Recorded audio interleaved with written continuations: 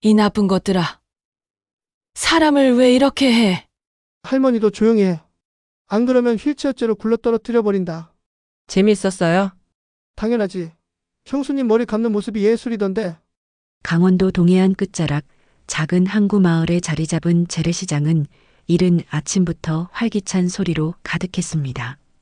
파도 소리와 갈매기 울음소리가 어우러진 이곳에서 윤하경은 오늘도 시어머니 이옥분과 함께 장을 보러 나왔습니다. 어머니, 천천히 가세요. 급할 것 없어요. 하경이 휠체어를 밀며 부드럽게 말했습니다. 옥부는 80에 가까운 나이에도 불구하고 여전히 또렷한 목소리로 대답했죠. 이 나이에 뭘 급하겠니? 그런데 하경아, 오늘은 고등어가 싱싱하다더라. 내가 좋아하는 걸로 사자. 하경의 입가에 미소가 번졌습니다. 이런 평범한 일상이 그녀에게는 그 무엇보다 소중했거든요. 탈북한 지 벌써 10년이 넘었지만 여전히 이런 순간들이 꿈만 같았습니다. 시장 상인들은 두 사람을 반갑게 맞아주었습니다. 생선가게 사장은 싱싱한 고등어를 골라주며 웃었고 채소가게 할머니는 옥분에게 깻잎을 덤으로 얹어주었습니다. 이곳 사람들에게 하경과 옥분은 정 많고 착한 가족으로 통했습니다. 하경 선생님, 우리 손녀가 피아노 실력이 많이 늘었다고 하던데요. 떡집 아주머니가 반가워하며 다가왔습니다. 하경은 고개를 끄덕이며 답했습니다. 열심히 연습하니까 금세 늘더라고요. 아이들 가르치는 게 정말 보람 있어요. 실제로 하경은 이 마을에서 피아노 강사로 일하고 있었습니다. 작은 학원에서 동네 아이들에게 피아노를 가르치며 소박하지만 안정된 생활을 유지하고 있었죠. 옥분 역시 시장 사람들 사이에서는 터줏대감 같은 존재였습니다. 오랫동안 이곳에 살아온 그녀는 누구보다 인정이 많고 넉넉한 마음씨로 유명했습니다. 두 사람이 채소를 고르고 있을 때 멀리서 파도 소리가 들려왔습니다. 하경은 그 소리를 들으며 잠시 멈춰 섰습니다. 북한에서 나고 자란 그녀에게 바다는 여전히 신비로운 존재였습니다. 특히 이곳의 평화로운 파도 소리는 마음을 차분하게 만들어 주었죠. 하경아, 무슨 생각을 그렇게 해? 옥분이 딸을 보듯 따뜻한 눈빛으로 물었습니다. 하경은 고개를 저으며 미소 지었습니다. 아무것도 아니에요. 그냥 이런 평범한 하루가 고마워서요. 사실 하경의 마음속에는 늘 한 가지 생각이 자리하고 있었습니다. 나는 더 이상 그림자가 아니야. 여기선 며느리로 살고 싶었다. 과거의 어두운 기억들을 뒤로하고 이곳에서만큼은 평범한 여성으로 착한 며느리로 살아가고 싶었던 것이죠. 장을 다 본 후 두 사람은 천천히 집으로 향했습니다. 시장 골목을 지나며 하경은 주변을 둘러보았습니다. 익숙한 풍경, 친근한 사람들, 그리고 평화로운 일상. 이 모든 것이 하경에게는 보물 같았습니다. 어머니, 오늘 저녁엔 고등어 조림 해드릴게요. 좋아하시잖아요. 그래, 고마워라. 내가 해주는 음식이 제일 맛있어. 옥분의 말에 하경은 더욱 환하게 웃었습니다. 이런 소소한 대화, 이런 평범한 순간들이 그녀에게는 그 무엇보다 값진 것이었거든요. 집에 도착해서 장본 것들을 정리하며 하경은 창밖으로 보이는 바다를 바라보았습니다. 햇살이 반짝이는 파도 위로 갈매기들이 자유롭게 날아다니고 있었습니다. 이 평화로운 풍경을 보며 하경은 다시 한번 다짐했습니다. 이곳에서만큼은 과거의 자신을 완전히 묻어두고 평범한 사람으로 살아가겠다고 말이죠. 하지만 하경은 아직 몰랐습니다. 이 평화로운 일상이 곧 흔들리게 될 것이라는 사실을 말입니다. 마이너스. 이틀 전부터 시장에 낯선 기운이 돌기 시작했습니다. 평소와 다른 점이 있다면 시장 입구에 검은색 트럭 한 대가 며칠째 주차되어 있다는 것이었습니다. 트럭에서는 3명의 남자가 내려와 시장 곳곳을 어슬렁거리며 돌아다녔죠. 저 사람들 누구야? 며칠째 저기 있던데. 채소가게 할머니가 떡집 아주머니에게 수군거렸습니다. 떡집 아주머니도 고개를 저으며 대답했죠. 글쎄 말이야. 누군가 사촌이라고 하던데 짐도 안 풀고 저렇게 있으니 이상하지. 그 세 남자는 30 중반 정도로 보였습니다. 모두 비슷한 체격의 험상궂은 인상이었죠. 하나같이 금목걸이를 차고 있었고 말투도 거칠어서 시장 사람들을 불편하게 만들었습니다. 첫 번째 남자는 키가 가장 컸고 머리를 삭발한 채 선글라스를 끼고 있었습니다. 두 번째는 뚱뚱한 체격에 목소리가 특히 컸죠. 세 번째는 상대적으로 마른 편이었지만 눈빛이 가장 날카로워 보였습니다. 야, 할머니. 장사 잘 되냐? 뚱뚱한 남자가 과일 가게 할머니에게 다가가며 큰 소리로 말했습니다. 할머니는 움츠러들며 고개만 끄덕였죠. 남자는 사과 하나를 집어들더니 한 입 베어물고는 뱉어버렸습니다. 맛없네. 이런 걸로 장사해? 할머니는 아무 말도 하지 못했습니다. 다른 상인들도 마찬가지였죠. 누구도 그들에게 뭐라고 하지 못했습니다. 이런 상황이 며칠 계속되던 어느 날 오후 하경과 옥분이 평소처럼 장을 보러 나왔습니다. 두 사람이 시장 골목을 지나가는데 삭발한 남자가 갑자기 옥분의 휠체어 손잡이를 잡았습니다. 어르신, 어디까지 모실까요? 남자의 목소리에는 조롱기가 섞여 있었습니다. 옥분은 당황했지만 침착하게 대답했죠. 괜찮습니다. 혼자 갈 수 있어요. 하지만 남자는 휠체어를 밀기 시작했습니다. 그러면서 비웃듯 말했죠. 천당? 지옥? 어디로 모실까요? 옥분의 얼굴이 굳어졌습니다. 하경도 긴장한 표정이 되었죠. 그때 뚱뚱한 남자가 하경에게 다가왔습니다. 형수님 맞죠? 몸매가 예술인데 피아노는 치겠어요? 남자는 하경의 어깨를 툭툭 치며 말했습니다. 하경은 한 발짝 물러서며 차가운 목소리로 말했죠. 손 치우세요. 아이고, 무서워라. 그런데 진짜 피아노 치세요? 한번 들어보고 싶은데? 남자들의 웃음소리가 시장에 울려 퍼졌습니다. 주변 상인들은 모두 고개를 숙이고 못 본 척했죠. 누구도 나서지 못했습니다. 그때 세 번째 남자, 마른 체격의 남자가 편의점에서 음료수 하나를 사왔습니다. 그리고는 아무 말 없이 하경의 머리 위로 음료를 부어버렸습니다. 차가운 음료가 하경의 머리와 옷을 적셨습니다. 끈적한 액체가 목과 등으로 흘러내렸죠. 남자는 그 모습을 휴대폰으로 찍으며 웃었습니다. 인생샷 나왔네. 이거 인터넷에 올려야겠다. 옥분이 분노에 떨며 소리쳤습니다. 이 나쁜 것들아. 사람을 왜 이렇게 해? 하지만 남자들은 더욱 크게 웃을 뿐이었습니다. 삭발한 남자가 옥분의 휠체어를 더 세게 밀며 말했죠. 할머니도 조용히 해. 안 그러면 휠체어째로 굴러떨어뜨려 버린다. 시장 사람들은 모두 숨을 죽이고 지켜보고 있었습니다. 아무도 나서지 못했죠. 무서웠기 때문입니다.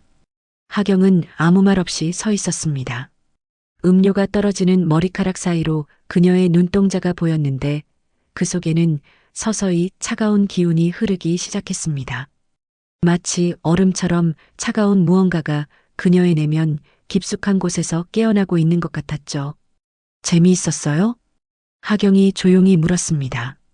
목소리는 평상시와 다름없이 차분했지만 그 속에는 묘한 긴장감이 감돌았습니다. 당연하지. 형수님 머리 감는 모습이 예술이던데? 남자들은 여전히 웃고 있었습니다. 하지만 하경의 표정을 본 옥부는 뭔가 달라진 것을 느꼈습니다. 며느리의 눈빛이 평소와 전혀 달랐거든요. 하경은 천천히 머리에서 음료를 털어내며 남자들을 바라보았습니다. 그 시선은 마치 먹잇감을 노리는 맹수의 눈빛 같았죠. 기억해 두세요. 오늘 일을. 하경의 말에 남자들은 더욱 크게 웃었습니다. 하지만 그들은 아직 몰랐습니다. 지금 자신들이 건드린 것이 무엇인지를 말이죠. 그날 저녁 하경은 평소와 다름없이 저녁을 준비했습니다. 고등어 조림을 끓이고 밥을 짓는 동안에도 그녀의 표정은 여전히 차분했죠. 하지만 옥부는 며느리가 평소와 다르다는 것을 느꼈습니다. 하경아, 괜찮니? 옥분이 조심스럽게 물었습니다. 하경은 고개를 끄덕이며 미소를 지어 보였죠. 네, 괜찮아요. 어머니는 다치신 곳 없으시죠? 나야 뭐.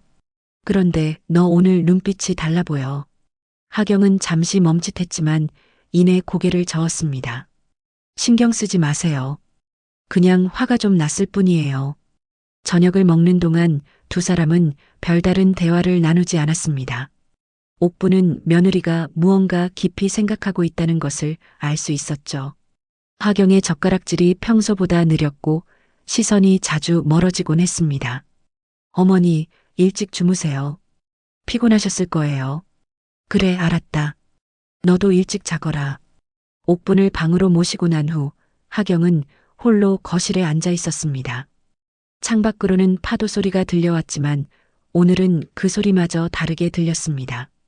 평소의 평화로운 소리가 아니라 뭔가 불길한 예감을 주는 소리 같았죠. 하경은 오랫동안 창밖을 바라보다가 천천히 자리에서 일어났습니다. 그리고 안방 깊숙한 곳에 있는 작은 사물함 앞에 섰죠. 이 사물함은 이사 온 지 10년이 넘도록 한 번도 열어본 적이 없었습니다. 손잡이에 손을 댔을 때 하경의 손이 미세하게 떨렸습니다. 이 문을 열면 돌이킬 수 없다는 것을 알고 있었기 때문이죠. 하지만 결국 그녀는 문을 열었습니다. 사물함 안에는 낡은 물건들이 조심스럽게 정리되어 있었습니다. 군용 벨트, 바렌 군번줄, 러시아제 단검, 그리고 남한 정찰 지도까지 모두 하경의 과거를 증명하는 물건들이었죠. 하경은 그 물건들을 하나씩 꺼내 보았습니다. 군용 벨트를 만지자 손가락 끝에서 예전의 감각이 되살아났습니다. 단검을 들었을 때는 잊고 있던 근육의 기억이 깨어났죠. 내가 남한으로 온 이유는 살아남기 위함이 아니었다. 하경의 마음속에서 목소리가 울려 퍼졌습니다. 엄마가 되고 싶었고, 딸이 되고 싶었고, 가족이 되고 싶었다. 그녀는 남한에 와서 처음으로 가족이라는 것을 알게 되었습니다. 옥부는 그녀에게 친어머니보다 더 따뜻했고, 이곳 사람들은 그녀를 있는 그대로 받아들여 주었죠. 그런데 날 가족에서 다시 무기로 만들었어. 하경의 눈에서 차가운 빛이 스쳤습니다. 그녀는 평화로운 일상을 원했습니다. 그저 평범한 며느리로, 평범한 피아노 선생님으로 살고 싶었을 뿐이었죠. 하지만 오늘 그 건달들은 그녀의 가족을 모욕했고 그녀 자신을 조롱했습니다. 하경은 단검을 천천히 허리춤에 찼습니다. 10년 전의 감각이 되살아났죠. 그때의 자신이 되돌아오는 것을 느꼈습니다. 북한 최정예 암살부대. 그것이 하경의 진짜 정체였습니다. 그녀는 18살부터 28살까지 10년 동안 그림자 같은 존재로 살았습니다. 적을 제거하는 것이 일상이었고 감정을 죽이는 것이 생존의 조건이었죠. 남한으로 와서 그녀는 그 모든 것을 묻어버렸습니다. 다시는 그런 자신으로 돌아가지 않겠다고 다짐했죠. 하지만 지금 가족을 지키기 위해서는 다시 그 자신이 되어야 했습니다. 하경은 거울 앞에 섰습니다. 거울 속의 자신은 여전히 평범한 피아노 선생님 같았지만 눈빛만은 달랐습니다.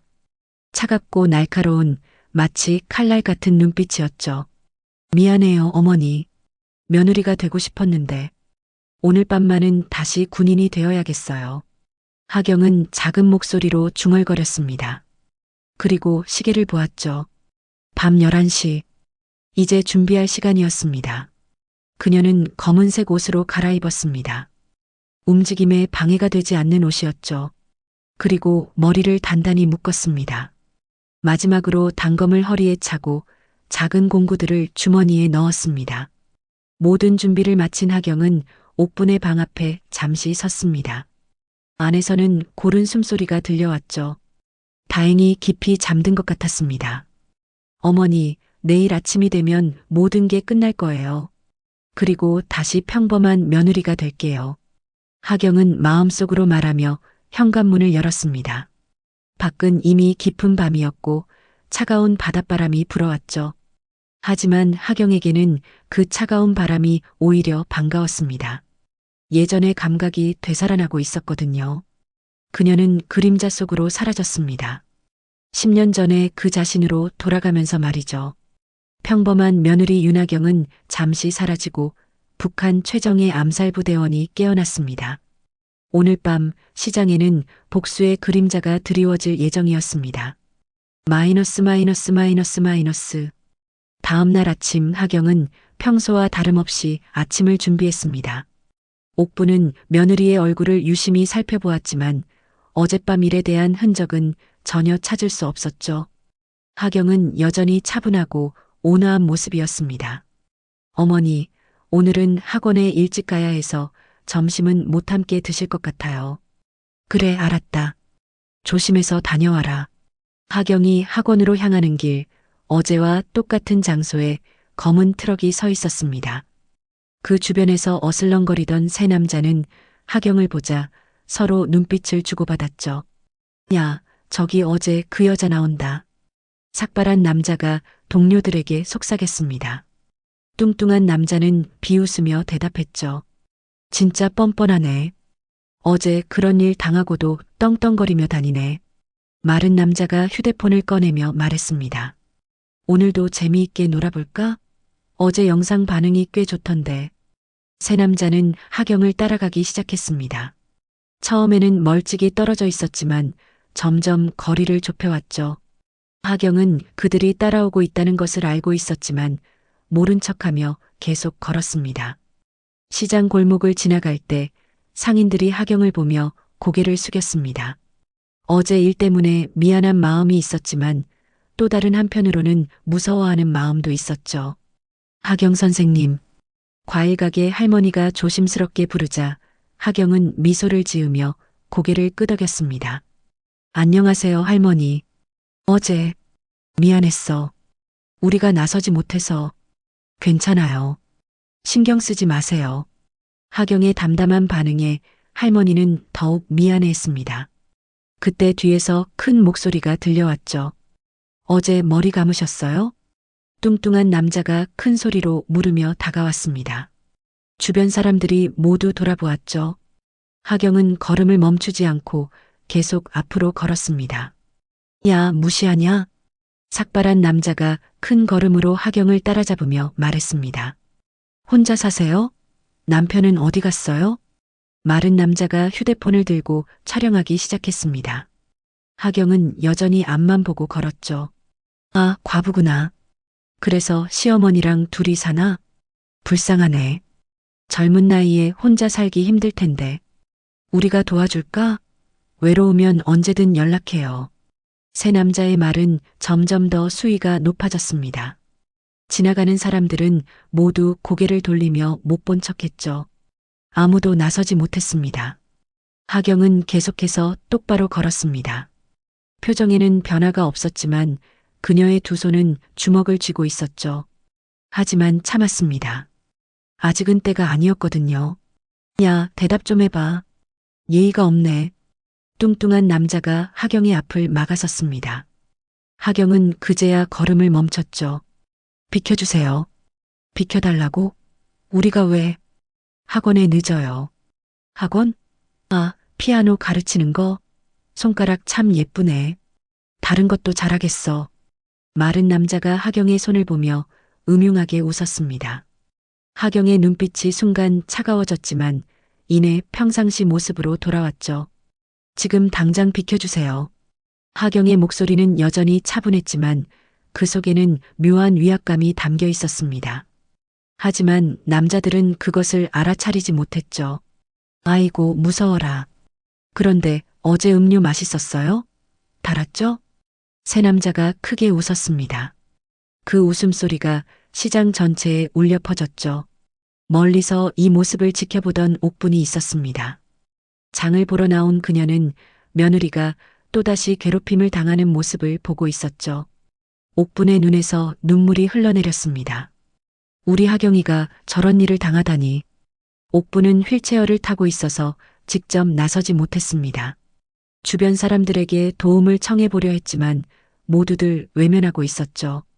시장 상인들은 서로 수군거리기 시작했습니다. 시장에서 며느리 머리에 음료 부었다며. 그 여편네도 기가 센 줄 알았는데 왜 가만히 있을까? 이상하네. 무서워서 그런 거 아닐까? 상인들의 시선은 동정과 의아함이 섞여 있었습니다.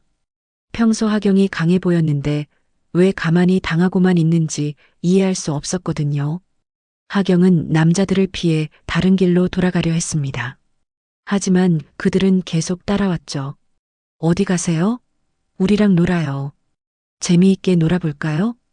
어제보다 더 재미있는 걸 준비했는데 마른 남자가 편의점에서 또 다른 음료를 사왔습니다. 하경을 보며 흔들어 보였죠. 오늘은 뭘로 샴푸할까요? 그때 하경이 처음으로 뒤돌아보았습니다. 남자들을 정면으로 바라보며 조용히 말했죠. 마지막 경고입니다. 그만두세요. 하경의 목소리는 여전히 평온했지만 그 눈빛은 전혀 달랐습니다. 마치 얼음처럼 차가운 눈빛이었죠. 하지만 남자들은 그것을 위협으로 받아들이지 않았습니다. 경고? 누가 누구한테 경고해? 웃기네, 진짜. 새 남자는 더욱 크게 웃었습니다. 그리고 하경 주위를 빙빙 돌기 시작했죠. 마치 사냥감을 위하는 것처럼 말입니다. 하경은 더 이상 말하지 않았습니다. 그저 조용히 그들을 바라볼 뿐이었죠. 하지만 그녀의 마음속에서는 이미 계획이 세워지고 있었습니다. 오늘 밤이구나. 하경의 입가에 미세한 미소가 스쳤습니다. 그 미소는 남자들이 보기에는 굴복하는 것처럼 보였지만 실제로는 전혀 다른 의미였죠. 오늘 밤 모든 것이 끝날 것이었습니다. 그날 오후 하경이 학원에서 아이들을 가르치고 있을 때였습니다. 시장에서는 평소와 다름없이 사람들이 오가고 있었죠. 옥분도 혼자서 장을 보러 나와 있었습니다. 할머니, 오늘은 혼자 나오셨네요? 떡집 아주머니가 옥분에게 말을 걸었습니다. 옥분은 고개를 끄덕이며 답했죠.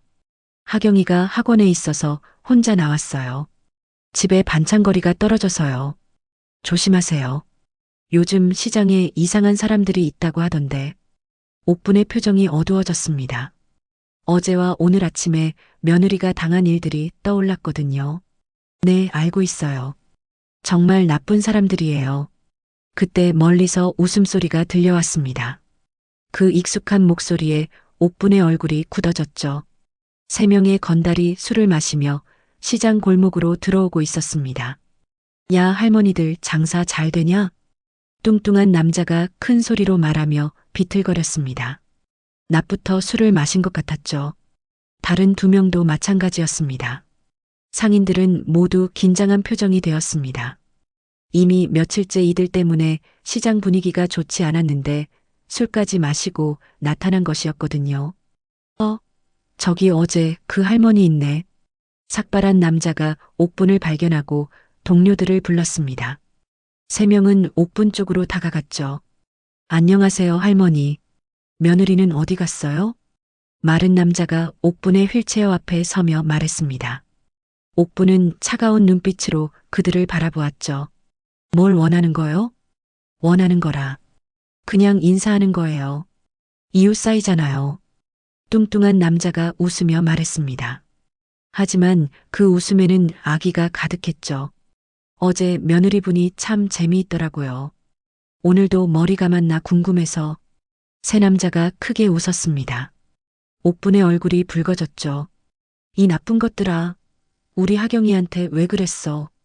옥분이 분노에 차서 소리쳤습니다. 주변 사람들이 모두 돌아보았지만 아무도 나서지는 못했죠. 할머니도 성격이 있네. 며느리를 닮았나? 삭발한 남자가 옥분의 휠체어를 만지기 시작했습니다. 옥분은 휠체어를 뒤로 빼려 했지만 쉽지 않았죠. 손 치워요. 아이고, 무서워라. 할머니가 우리한테 대들어? 마른 남자가 옥분의 휠체어 손잡이를 잡았습니다. 그리고 장난치듯 앞뒤로 흔들기 시작했죠. 야, 조심해. 할머니 다치면 어떡해. 뚱뚱한 남자가 웃으며 말했지만 진심으로 걱정하는 것은 아니었습니다. 오히려 더 재미있어 하는 것 같았죠. 괜찮아, 괜찮아. 할머니 놀이기구 태워드리는 거야. 마른 남자가 휠체어를 더 세게 흔들었습니다. 옥분은 무서워하며 손잡이를 꽉 잡았죠. 그만해요. 제발. 하지만 남자들은 멈추지 않았습니다. 오히려 더 신이 났죠. 할머니, 롤러코스터 타본 적 있어요? 우리가 태워드릴게. 삭발한 남자가 휠체어를 밀기 시작했습니다. 시장 골목 안쪽으로 향하는 것 같았죠. 그곳에는 지하로 내려가는 계단이 있었습니다. 어디로 가는 거예요? 그만둬요. 옥분이 소리쳤지만 아무도 도와주지 않았습니다. 상인들은 모두 무서워서 숨어버렸죠. 할머니, 걱정하지 마세요. 재미있을 거예요. 마른 남자가 술에 취한 채로 휠체어를 계속 밀었습니다. 균형을 잡기 어려워 보였죠. 계단 앞에 도착했을 때 뚱뚱한 남자가 말했습니다. 야, 여기서 그만해. 위험해. 하지만 마른 남자는 술에 너무 취해서 제대로 듣지 못했습니다.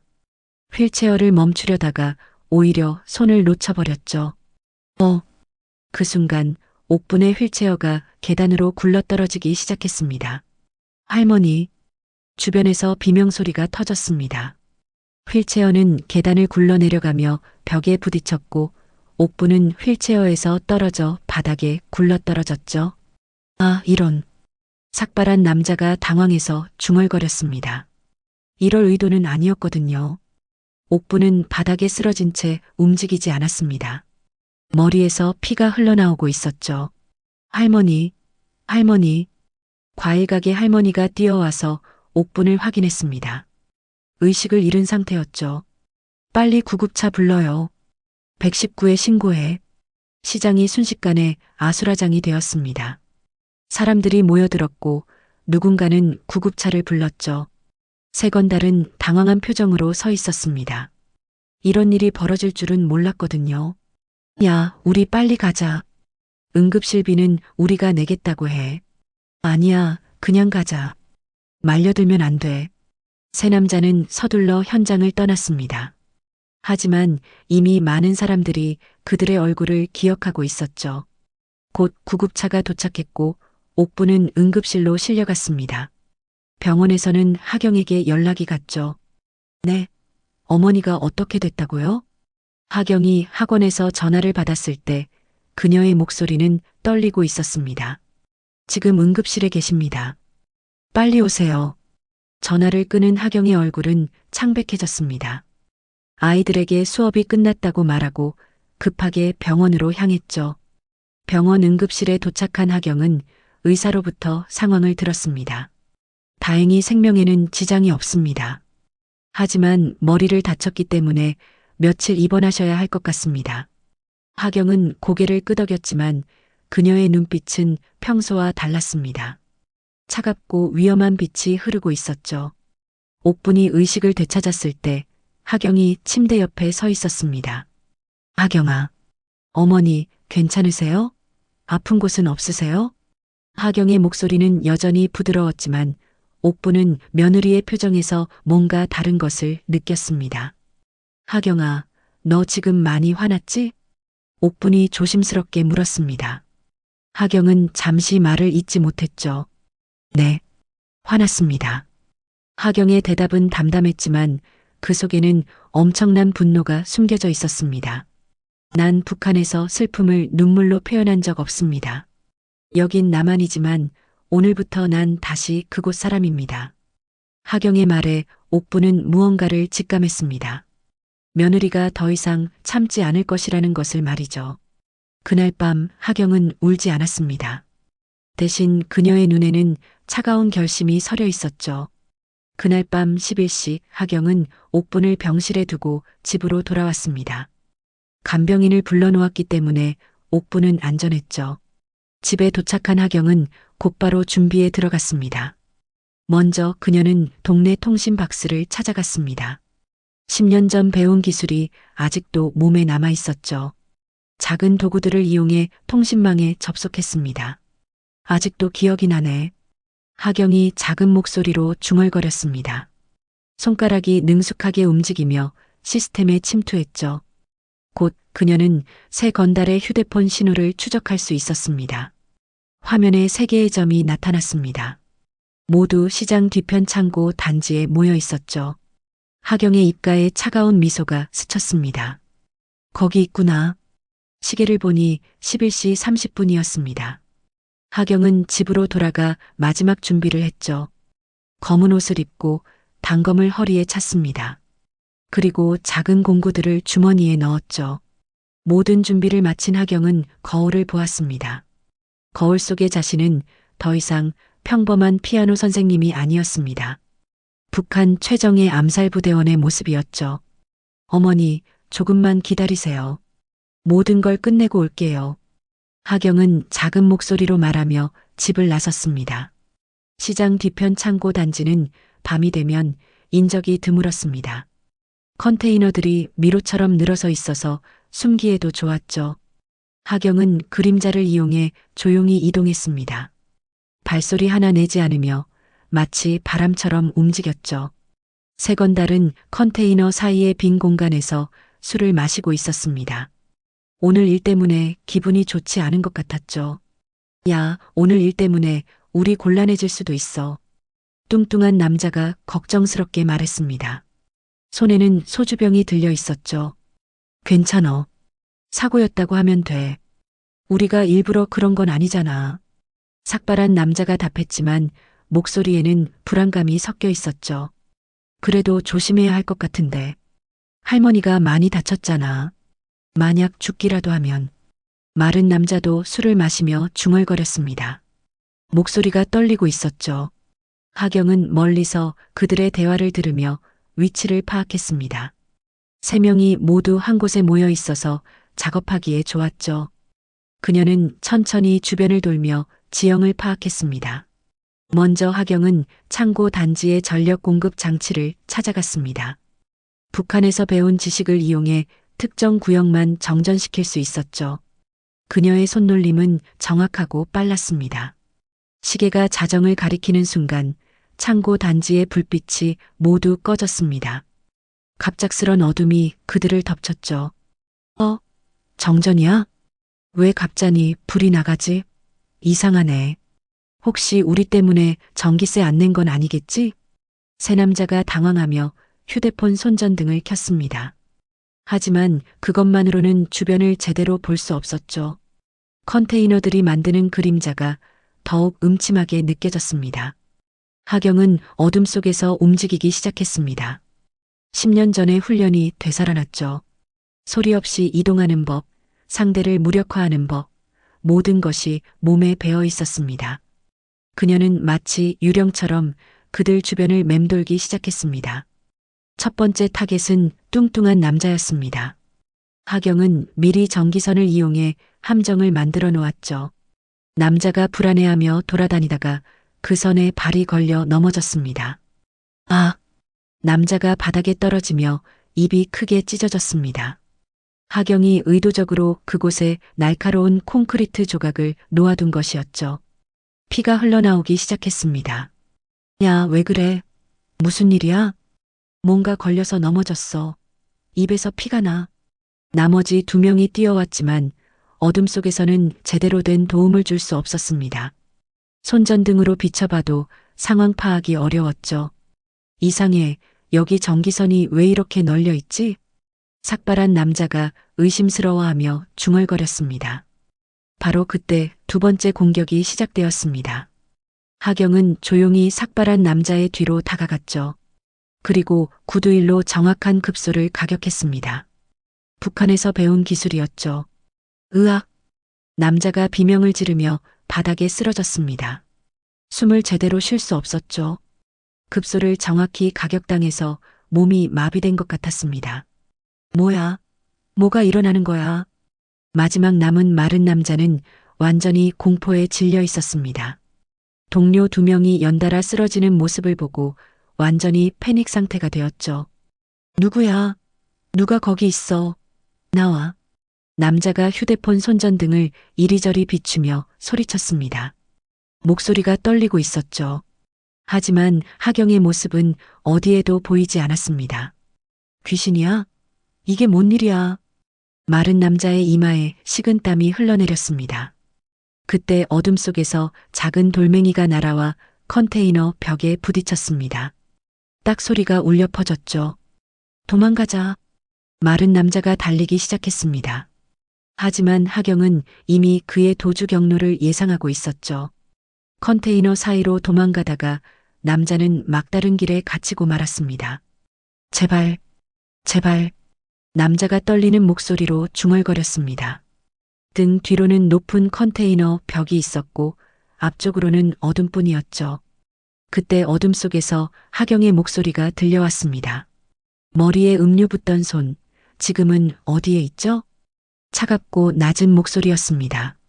마치 지옥에서 올라온 것 같은 목소리였죠. 마른 남자는 그 목소리만 듣고도 누구인지 알 수 있었습니다. 하경? 맞습니다. 어둠 속에서 하경이 나타났습니다. 달빛이 그녀의 얼굴을 비추었는데 그 표정은 얼음처럼 차가웠죠. 마치 복수의 여신 같았습니다. 우리가 잘못했어요. 미안해요. 정말 미안해요. 마른 남자가 울먹이며 말했습니다. 무릎이 떨려서 제대로 서 있을 수도 없었죠. 미안하다고요? 제 시어머니가 계단에서 굴러떨어지셨는데 하경이 천천히 다가가며 말했습니다. 발걸음 하나하나가 마른 남자에게는 공포 그 자체였죠. 사고였어요. 정말 사고였다고요. 일부러 그런 게 아니에요. 사고라면 더 조심했어야죠. 그런데 왜 술을 마시고 장난을 쳤을까요? 하경의 손에 단검이 번뜩였습니다. 달빛에 반사되어 더욱 무섭게 보였죠. 제발 죽이지 마세요. 우리 잘못했어요. 죽이지 않아요. 하지만 기억은 해야죠. 하경이 남자의 손목을 번개처럼 빠르게 잡았습니다. 남자는 저항할 틈도 없었죠. 그리고 단검 끝으로 손등에 작은 상처를 냈습니다. 정확하고 깔끔한 동작이었죠. 으악! 피가 흘러나왔습니다. 하지만 깊지 않은 상처였죠. 이 상처를 볼 때마다 기억하세요. 함부로 남을 괴롭히면 안 된다는 것을요. 남자는 공포에 질려 고개만 끄덕였습니다. 하경은 다른 두 명에게도 같은 방식으로 경고했습니다. 모두 다시는 이런 일을 하지 않겠다고 맹세했죠. 내일 아침까지 이 동네에서 사라지세요. 다시 보이면 그때는 정말 끝이에요. 하경의 말에 세 남자는 서둘러 고개를 끄덕였습니다. 작업을 마친 하경은 다시 그림자 속으로 사라졌습니다. 전력도 원상복구시켰죠. 마치 아무 일도 없었던 것처럼 말입니다.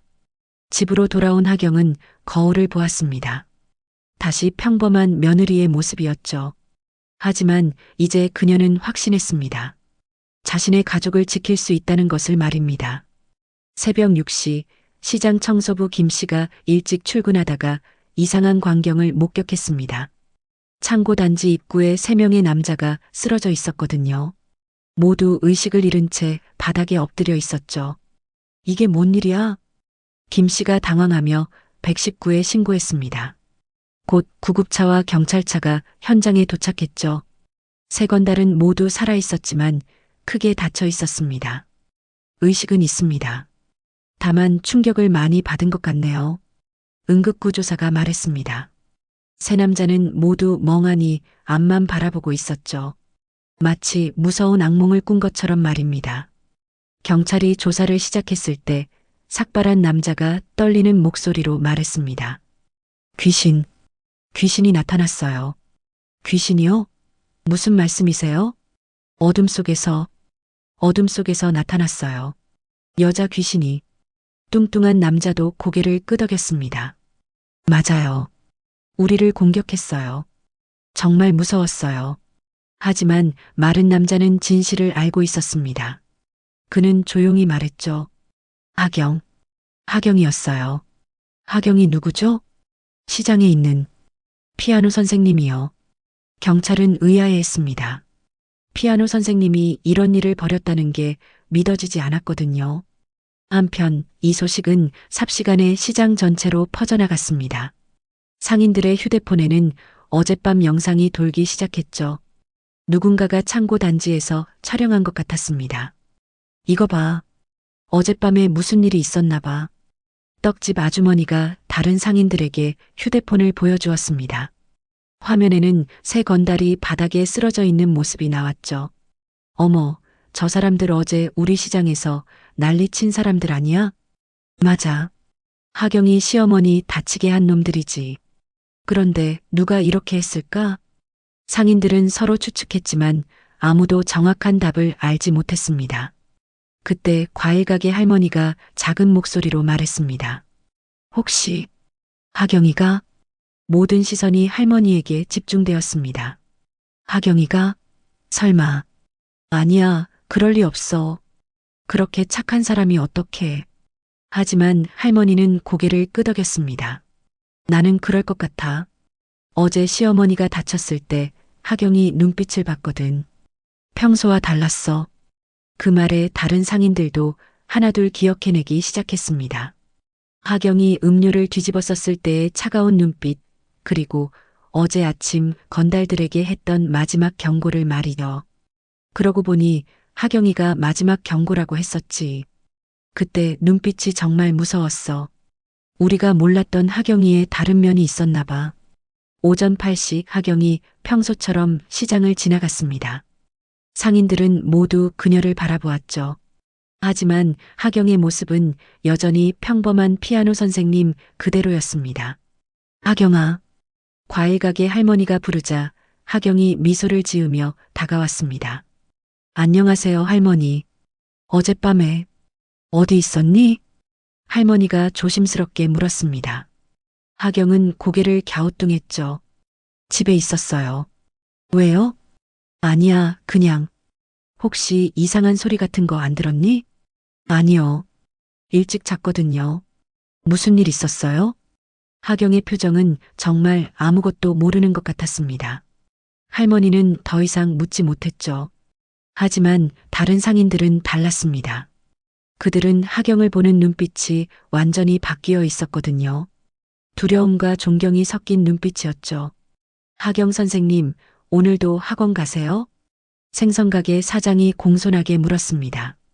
평소보다 훨씬 정중한 말투였죠. 네, 아이들이 기다리고 있어서요. 조심해서 가세요. 요즘 세상이 험하니까. 생선가게 사장의 말에 다른 상인들도 고개를 끄덕였습니다. 하지만 그들이 걱정하는 것은 하경의 안전이 아니었죠. 오히려 하경을 화나게 할까봐 걱정하는 것 같았습니다. 오전 10시 경찰이 시장에 와서 조사를 시작했습니다. 어젯밤 사건에 대해 알아보려는 것이었죠. 어제 저녁에 이상한 일 목격하신 분 있으세요? 경찰관이 상인들에게 물었습니다. 하지만 아무도 대답하지 않았죠. 그 세 남자들에 대해서는 어떻게 생각하세요? 그 사람들요? 며칠 전부터 시장에서 말썽만 피웠어요. 떡집 아주머니가 답했습니다. 어떤 말썽이요? 할머니들 괴롭히고 하경이한테 음료수 붓고 어제는 시어머니까지 다치게 했어요. 경찰관이 메모를 하며 물었습니다. 하경이라는 분은 누구죠? 피아노 선생님이에요. 정말 착한 사람이죠. 상인들은 모두 하경을 칭찬했습니다. 하지만 그들의 표정에는 묘한 긴장감이 흘렀죠. 혹시 하경 씨가 어젯밤에 뭔가 했을 가능성은? 경찰관의 말에 상인들이 일제히 고개를 저었습니다. 말도 안 돼요. 하경이가 파리도 못 죽여요. 정말 순한 사람이에요. 절대 그럴 리 없어요. 하지만 경찰관은 의심의 눈빛을 거두지 않았습니다. 피해자들의 증언과 상황을 종합해보면 하경이 가장 유력한 용의자였거든요. 일단 하경 씨와 면담을 해봐야겠습니다. 정오가 되어서야 하경이 병원에서 돌아왔습니다. 옥분의 상태를 확인하고 온 것이었죠. 어머니 상태는 어때요? 과일 가게 할머니가 물었습니다. 많이 좋아지셨어요. 내일이면 퇴원할 수 있을 것 같아요. 하경의 목소리는 안도감으로 가득했습니다. 그때 경찰관이 다가왔습니다. 하경 씨죠? 잠깐 이야기 좀 나눌 수 있을까요? 하경은 고개를 끄덕였습니다. 네, 무슨 일이세요? 어젯밤에 어디 계셨는지 여쭤봐도 될까요? 집에 있었어요. 시어머니 병원 다녀온 후에 바로 들어가서 잠들었거든요. 증명할 수 있나요? 글쎄요. 혼자 있었는데 어떻게 증명하죠? 경찰관이 더 자세히 물어보려던 순간 상인들이 하나둘 나타나기 시작했습니다. 경찰관님, 하경이는 정말 착한 사람이에요. 그런 일 절대 안 해요. 오히려 피해자라고요. 시어머니까지 다쳤는데.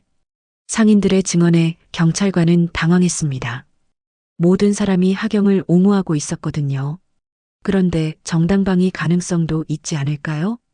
과일가게 할머니가 조심스럽게 말했습니다. 정당방위요?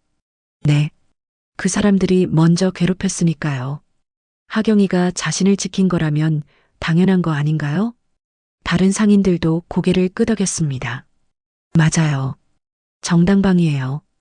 오히려 하경이가 영웅이죠. 경찰관은 더 이상 조사를 진행하기 어려웠습니다. 모든 증인들이 하경의 편이었거든요.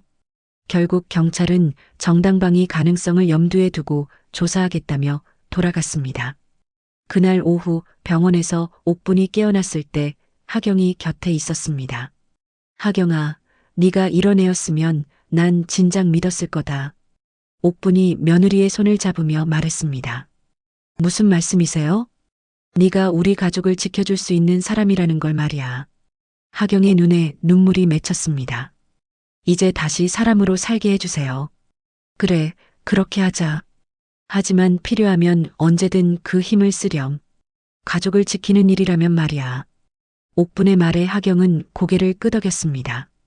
이제 그녀는 자신의 정체를 숨길 필요가 없었습니다. 가족이 인정해 주었으니까요. 일주일이 지난 후 시장의 분위기는 완전히 달라져 있었습니다. 세 건달은 그날 이후 완전히 사라졌고 검은 트럭도 더 이상 보이지 않았죠. 마치 처음부터 없었던 사람들처럼 말입니다. 진짜 깔끔하게 사라졌네. 생선가게 사장이 감탄하며 말했습니다. 다른 상인들도 고개를 끄덕였죠. 하경이가 뭐라고 했는지 궁금해. 아마 다시는 이 동네에 나타나지 말라고 했겠지. 상인들은 하경을 보는 시선이 완전히 바뀌어 있었습니다. 이전의 동정 어린 시선은 사라지고 대신 존경과 약간의 경외감이 섞인 눈빛이었죠. 옥분이 태어난 날 시장 사람들이 모두 나와서 맞아주었습니다. 할머니, 몸은 괜찮으세요? 이제 좀 어떠세요? 정말 걱정 많이 했어요. 옥분은 휠체어에 앉아서 환하게 웃으며 대답했습니다. 다들 고마워요. 이제 완전히 나았어요. 하경이 휠체어를 밀며 천천히 시장을 지나갔습니다. 사람들이 자연스럽게 길을 열어주었죠. 마치 중요한 인물을 대하는 것 같았습니다. 하경 선생님, 오늘 점심은 저희가 대접할게요. 떡집 아주머니가 다가와서 말했습니다. 아니에요, 괜찮아요. 아니야, 받아. 우리 마음이니까.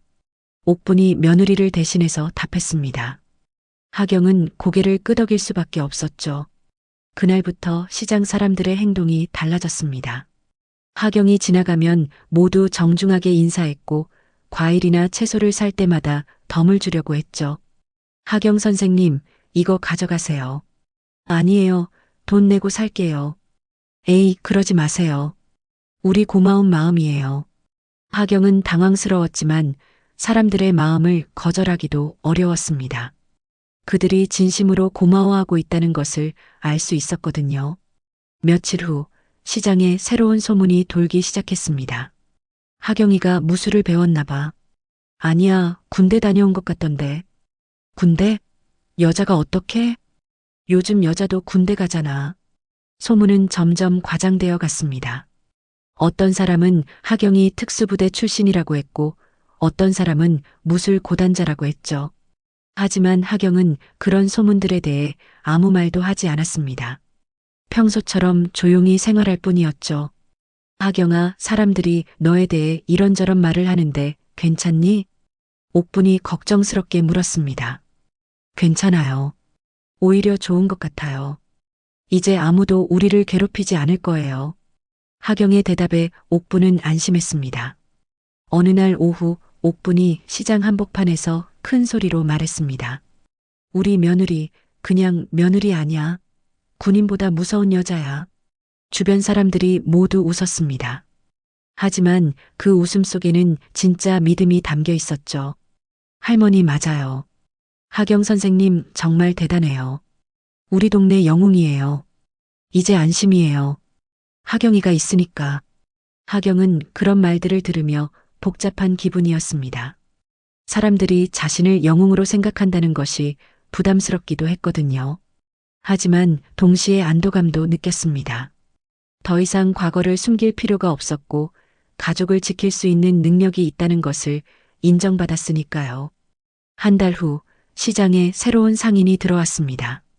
중년 남성이었는데 처음에는 다른 상인들에게 거칠게 말했죠. 야, 여기 자리세 얼마야?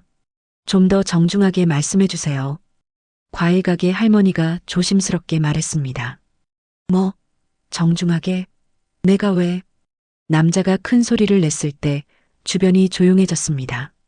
모든 시선이 한 곳으로 향했죠. 하경이 멀리서 걸어오고 있었습니다. 평상시와 다름없는 모습이었지만 상인들은 모두 안심하는 표정이 되었죠. 하경 선생님이 오신다. 누군가가 작은 소리로 말했습니다. 새로운 상인은 의아해했죠. 하경이 누구야? 우리 동네 지킴이요. 과일 가게 할머니가 대답했습니다. 그 말에 새로운 상인은 더욱 의아해했죠. 하경이 가까이 오자 새로운 상인도 그녀를 보았습니다. 평범해 보이는 여성이었죠. 하지만 뭔가 특별한 기운이 느껴졌습니다. 안녕하세요. 하경이 정중하게 인사했습니다. 새로운 상인은 자동으로 고개를 숙였죠. 아, 네. 안녕하세요. 새로 오신 분이시군요. 잘 부탁드려요.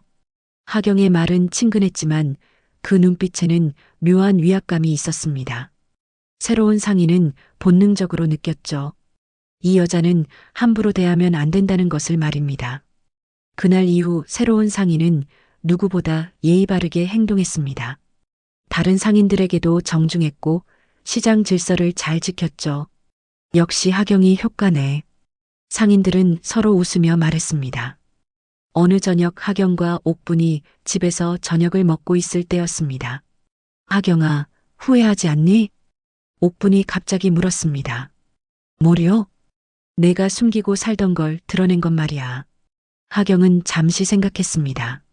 그리고 고개를 저었죠. 아니요. 오히려 다행이에요. 이제 진짜 가족이 된 기분이에요. 진짜 가족? 네.